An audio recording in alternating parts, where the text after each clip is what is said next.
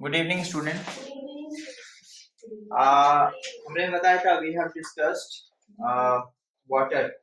तो लास्ट हमने बताया था what is water cycle. I told you what is water cycle, ठीक है। Also physical property of water, है ना। वाटर का क्या क्या फिजिकल प्रॉपर्टी होता है? फिजिकल प्रॉपर्टी वही होता है जो हम लोग वाटर को देखते हैं, फिजिकली देखते हैं। कैसा देखते हैं? कलरलेस देखते हैं। हम लोग के आसपास वाटर होता है, वाटर को कलरलेस। तो फिजिकल प्रॉपर्टी मतलब कैसा वो दिखता है? कलरलेस, कलर ही नहीं दिखता। टेस्ट होता नहीं उसका, टेस्टलेस होता है। स्मेल होता नहीं, दैट इज व्हाई ऑर्डरलेस। तो ये सब फिजिकल प्रॉपर्टी होता है। तो कंप्लीटली ट्रांसपेरेंट होता है। तो ये सारा जो भी होता है ये फिजिकल प्रॉपर्टी होता है वाटर का। I told you already this, है ना। और हमने ये भी बताया था वाटर साइकिल क्या होता है और वाटर साइकिल कैसे मेंटेन होता है हमारे नेचर में, ठीक है। तो अब आज हम बताएंगे वाटर साइकिल का कुछ इंपॉर्टेंट प्रॉपर्टीज। वाटर साइकिल का मतलब रोल क्या है, ठीक है। हमारे मतलब नेचर को मेंटेन रखने के लिए वाटर साइकिल का क्या रोल है, ठीक है। तो क्या रोल है पहले हम आपको बता देते हैं। देखो, अगर ये वाटर साइकिल क्या होता है, ये वाटर का एक सर्कुलेशन सिस्टम है। जैसे दिन भर देखो, पॉन्ड में वाटर है, रिवर में वाटर है, ओशियंस में वाटर है, सी में वाटर है, कहीं बहुत सारी जगह पर वाटर है। तो क्या होता है कि जब वो खुले में होता है या लगातार उस पर टेम्परेचर माने टेम्परेचर गिरता है वाटर पर, जब हीट होती है तो वाटर धीरे धीरे धीरे धीरे वेपर में कन्वर्ट होता है। वेपर में कन्वर्ट होता है, वेपर में ऑब्वियसली कन्वर्ट होगा तो ऊपर जाएगा। तो जब ऊपर जाएगा तो धीरे जैसे जैसे ऊपर जाएगा उसका टेम्परेचर फिर गिरेगा, टेम्परेचर फॉल होगा, कंडेंस हो जाएगा क्लाउड के फॉर्म में। फिर क्या हो जाएगा, क्लाउड फिर टेम्परेचर जैसे बढ़ेगा तो लिक्विड के फॉर्म में चला आएगा, बारिश हो जाएगा, रेन ड्रॉप हो जाएगा, रेन ड्रॉप के फॉर्म में कन्वर्ट हो जाएगा, फिर वापस से नीचे गिरेगा। यानी कि नीचे से वाटर गया ऊपर, ऊपर से भी नीचे आ गया। तो ये जो साइकिल हो गया ना वाटर का, तो ये वाटर का ये साइकिल जो हो गया, this is called water cycle. और वाटर साइकिल का क्या बहुत इंपॉर्टेंट रोल है हमारे नेचर में, ठीक है। खाली ये वाटर जा रहा है, गिर रहा है, खाली यही नहीं होता। ये जो वाटर साइकिल है ये बहुत इंपॉर्टेंट रोल प्ले करता है, ठीक है। तो क्या क्या रोल है, ठीक है। तो सबसे पहले देखो, वाटर साइकिल मेंटेन नहीं होता तो वाटर का कमी हो ही जाता, ठीक है। समझ में आ रहा है। तो ये क्या करता है, जो लॉस वाटर होता है जो अर्थ के सरफेस से, वो मेंटेन रहता है। मतलब अर्थ के सरफेस से जो वाटर लॉस होता है वो मेंटेन होता है, ठीक है। Clear, okay. तो ठीक है, important role of water cycle, ठीक है। तो role of water cycle, role of water cycle. Number 1, water cycle plays very important role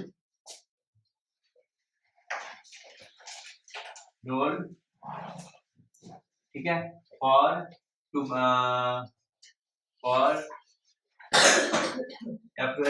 very important role for maintain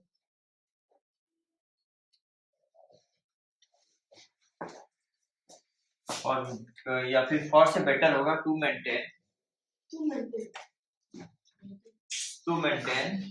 लिख लो, to maintain balance of water lost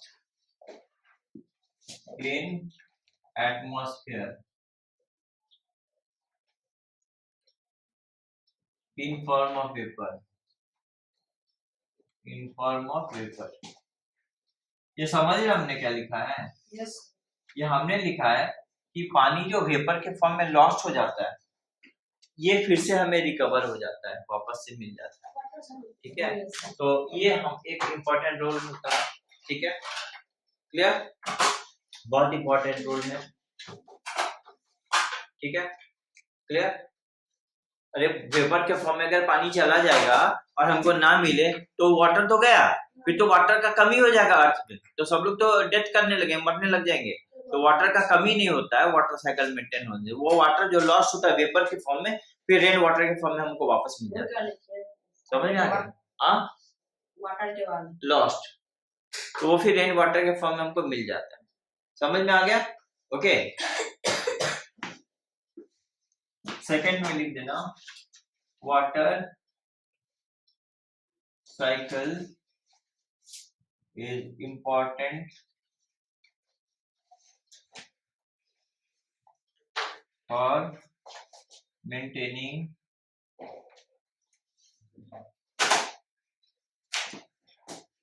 underground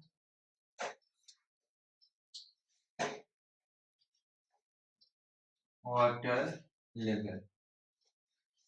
कभी underground water उसका level में कमी नहीं आएगा। जब भी बारिश होगा, गिरेगा, तो धीरे धीरे धीरे मिट्टी से यानी कि पोर्स से नीचे वाटर चला जाएगा और जाकर के फिर से भर जाएगा। समझ में आ गया? यानी कि अंडरग्राउंड वाटर लेवल में कभी कमी नहीं आएगा। अंडरग्राउंड वाटर लेवल हमेशा मेंटेन रहेगा, हमेशा बना हुआ रहता है इसमें। ठीक है, समझ में आ गया? It's very very important. और एक third, maintaining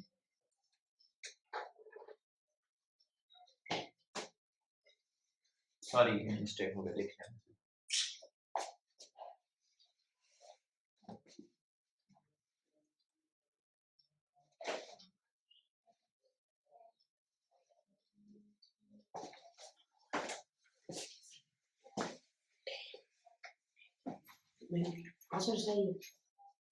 Maintaining climatic condition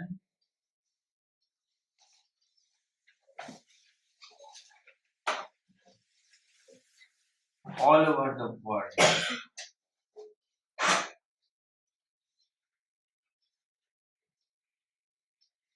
यानी पूरे वर्ल्ड में, खाली हम इंडिया की नहीं बात करें, पूरे वर्ल्ड में ये टेम्परेचर को मेंटेन रखता है, क्लाइमेट के कंडीशन को मेंटेन रखता है। क्यों?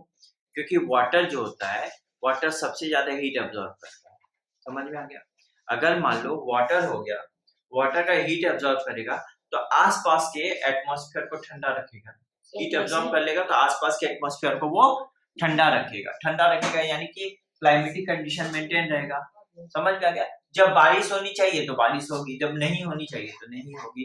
ठीक है, जब टेम्परेचर लो होना चाहिए तो लो होगा, हाई होना चाहिए तो हाई होगा। ये सब वाटर साइकिल की वजह से होता है।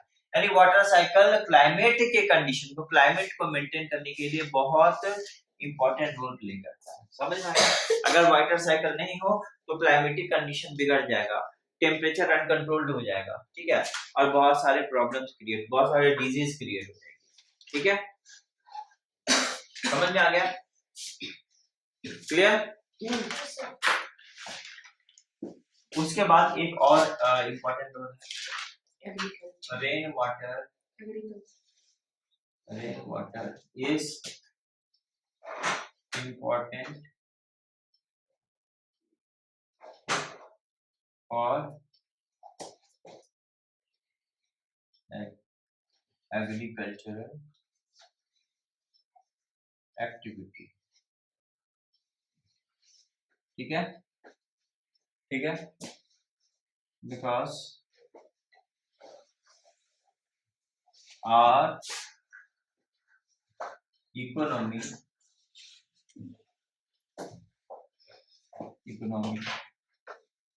is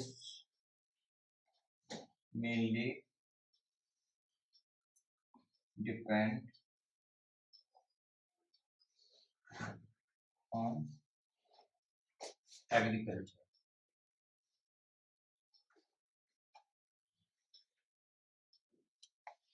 क्यों भाई? क्योंकि खेती वेती का ज्यादा काम पानी से ही होगा। हम अगर सीड बो दें, फसल वो माने सो डाल देंगे, बीज बो देंगे, सीड कर दे देंगे, पर हम वाटर नहीं देंगे तो ग्रोथ कहाँ से होगा, क्रॉप कहाँ से होगा?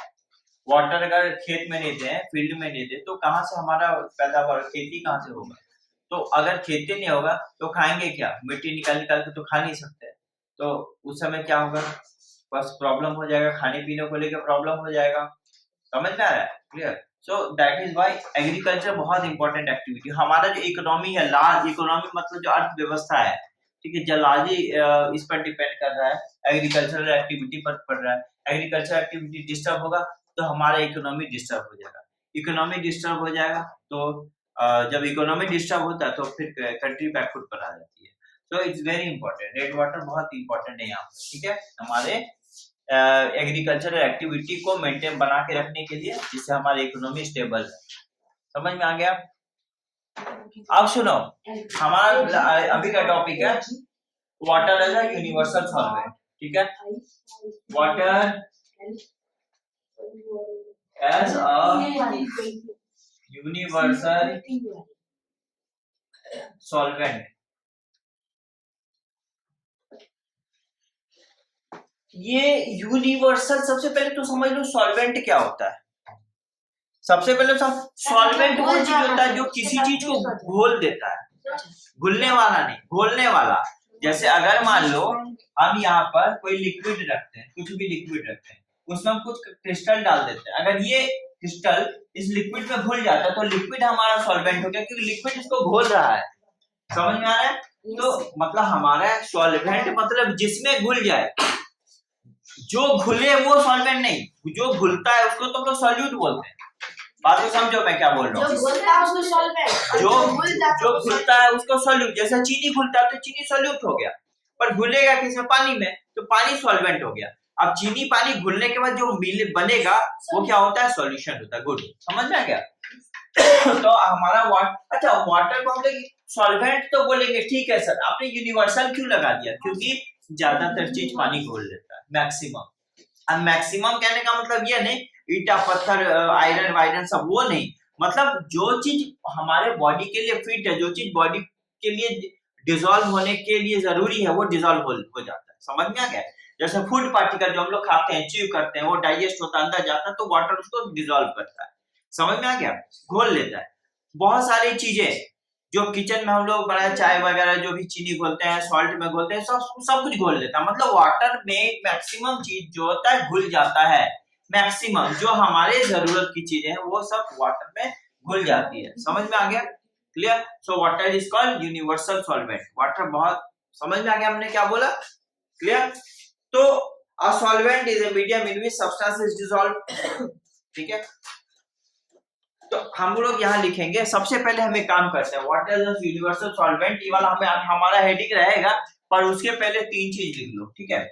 क्या ये अभी नहीं लिखना, जस्ट ये हमने हेडिंग लिखा है, हमारा जो मेन चीज है, मेन टर्म है, इसको भी फिलहाल मिटा दो। हम इसको बताएंगे आपको, इसको बताएंगे, लिखने तो अच्छी बात है, पर हम अभी एक जो हेडिंग लिखा है उस चीज को लिखो। सबसे पहले जो लिखो सॉल्यूशन,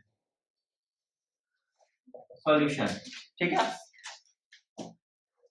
इट सॉल्यूशन होता क्या है? It is a medium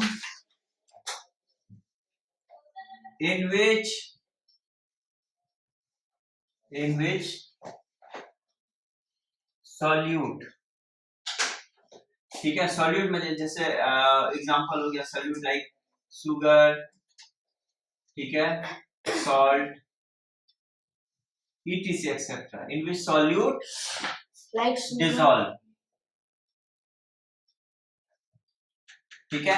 it is a medium in which solute dissolve. ये क्या लिख दिया हमने?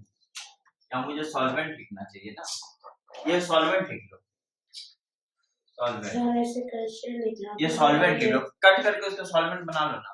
ये सॉल्वेंट यहाँ पर लिख लो, हमने बाय मिस्टेक लिख दिया सॉल्वेंट। तो सॉल्वेंट क्या होता है? ऐसा मीडियम है सॉल्वेंट जिसमें सॉल्यूट घुल जाता है, ठीक है। समझ में आ गया? एग्जांपल हम लिखेंगे, एग्जांपल में क्या लिखोगे? वाटर भी हो गया, और अल्कोहल, ठीक है, समझ में आ गया, एक्सेट्रा। ये सब में कुछ चीजें डिसॉल्व हो जाती है। अब ऐसा जरूरी नहीं कि जो चीज वाटर में घुले वो अल्कोहल में भी घुल जाए, जरूरी नहीं है, बट ये दोनों एक मीडियम है ना जिसमें कुछ चीज घुल जाती है, तो दीज आर कॉल्ड सॉल्वेंट। इसके बाद हमारा आ जाता है सॉल्यूट, सही है ना, फिर सॉल्यूट, ठीक है। Now it is a substance,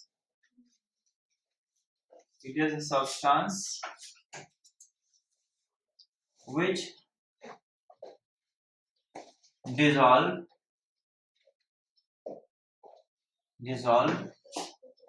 in solvent. ये ऐसा सब्सटेंस है जो सॉल्वेंट में डिसॉल्व हो जाता है, ठीक है। एग्जांपल में क्या हो गया, शुगर, सॉल्ट, ठीक है, एक्सेट्रा। हाँ, चॉक पाउडर हाँ हो सकता है, बट सभी में डिसॉल्व नहीं होगा। शुगर, सॉल्ट, ये शुगर सॉल्ट बहुत सारी चीजें हैं जो भूल जाती है, शुगर सॉल्ट हो गया और बहुत सारी चीजें हैं जो भूल जाती है, ठीक है। तो ये सब चीजें ज्यादा भूलती है, शुगर सॉल्ट आसानी से डिसॉल्व हो जाता है हमारे, क्लियर। तो this is what, this is solute. इसके बाद हम लोग बोलते हैं सॉल्यूशन। सॉल्यूशन समझ में आ गया, it is a mixture of, mixture से अच्छा ज्यादा अच्छा होगा homogeneous mixture. It is a homogeneous mixture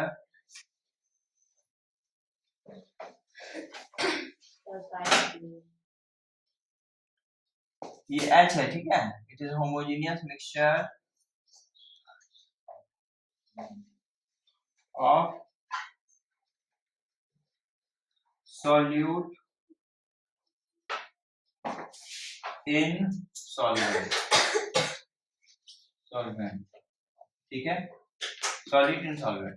example अगर लिखना होगा, ठीक है, mixture of lemon and lemon या वाटर लिख सकते हो, या salt water, salt and water, हाँ, लाइक वाटर लिख सकते हो, ठीक है। Is it okay? ये हमारा 3 चीज हो गया। सॉल्यूट, सॉल्वेंट किसको कहते हैं, सॉल्यूट किसको कहते हैं, सॉल्यूशन किसको कहते हैं, ये 3 चीज हो गई। अब आपको क्लियर हो जाएगा जो बताएंगे, ठीक है, वो आपको क्लियर हो जाएगा। समझ में आ गया?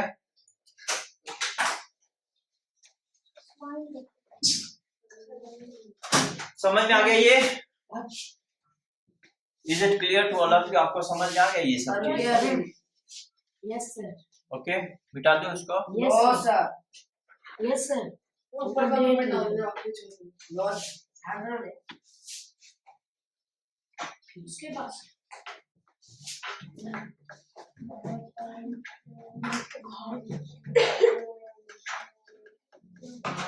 तो एक क्वेश्चन आता है कभी कभी, देखना, ठीक है।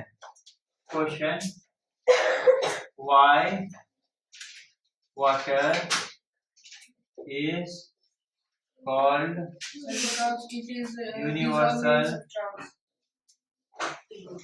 Universal solvent. पानी को हम लोग यूनिवर्सल सॉल्वेंट कहते हैं, ठीक है। तो वाटर को यूनिवर्सल सॉल्वेंट क्यों कहते हैं? ये because it can dissolve most of the substance. Answer ऐसे लिखोगे, Sir, water is known as universal solvent because it can dissolve most of the substance. yes, water is called universal Solvent because it can dissolve most of the solid, liquid and gas can be dissolved in it.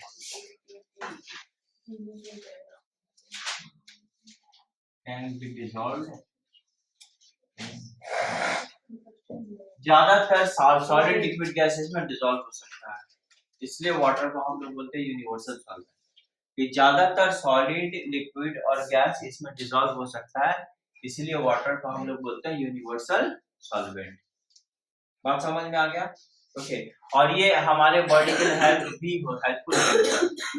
Water universal solvent है, तो ये हमारे body के लिए बहुत helpful होता है। Is it clear? क्यों? वाटर में गैस कैसे डिसॉल्व होगा? Sprite gas Coca-Cola. करते हैं ना, उसमें कोल्ड ड्रिंक वगैरह देखते हो ना, उसको ऐसे सेक करके छोड़ो, देखो गैस गैस के साथ लिक्विड बाहर आ जाएगा। Yes, तो yes. गैस को बहुत ज्यादा प्रेशर में उसमें घोल के रखा जाता है।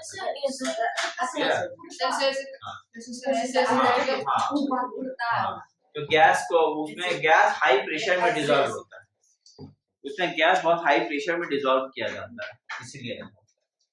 ठीक है, समझ में आ गया? क्लियर?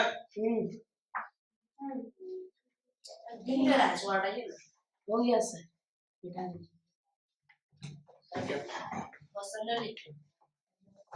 Got it? बात समझ में आ गई? आंसर क्वेश्चन जो सेव में लिख दिया।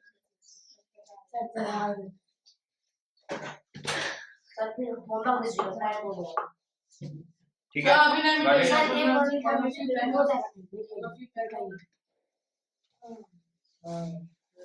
अभी नहीं।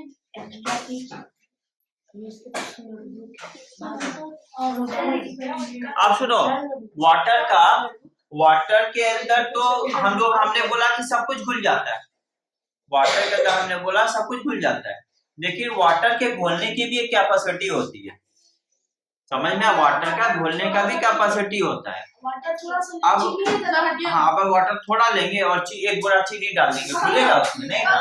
तो वाटर ज्यादा होना चाहिए, चीनी थोड़ा, मतलब कोई सॉल्यूट घोलेंगे तो उसका क्षमता कैपेसिटी होना चाहिए, उसका एक लिमिट होना चाहिए, उसी हिसाब से घुलेगा। बात समझ में आ रहा है?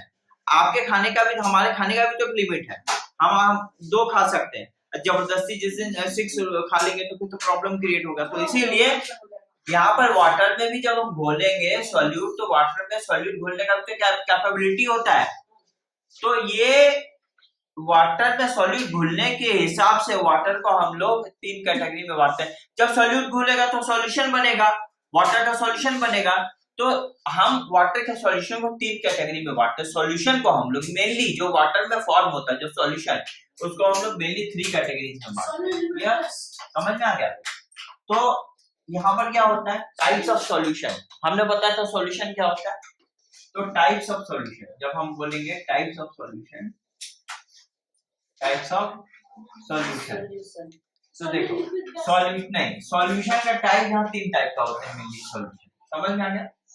एक सॉल्यूशन, एक टाइप का सॉल्यूशन अनसैचुरेटेड सॉल्यूशन,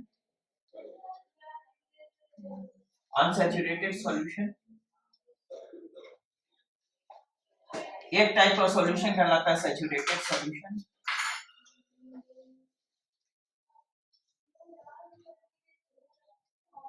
और एक टाइप का सॉल्यूशन कहलाता है सुपर सैचुरेटेड सॉल्यूशन।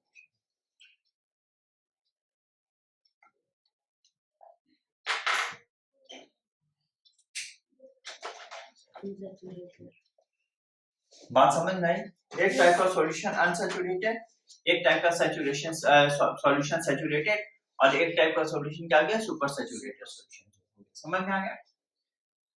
तो we'll continue to discuss this 3 types of solution in the next class. ठीक है? Thank you so much. Thank you, sir.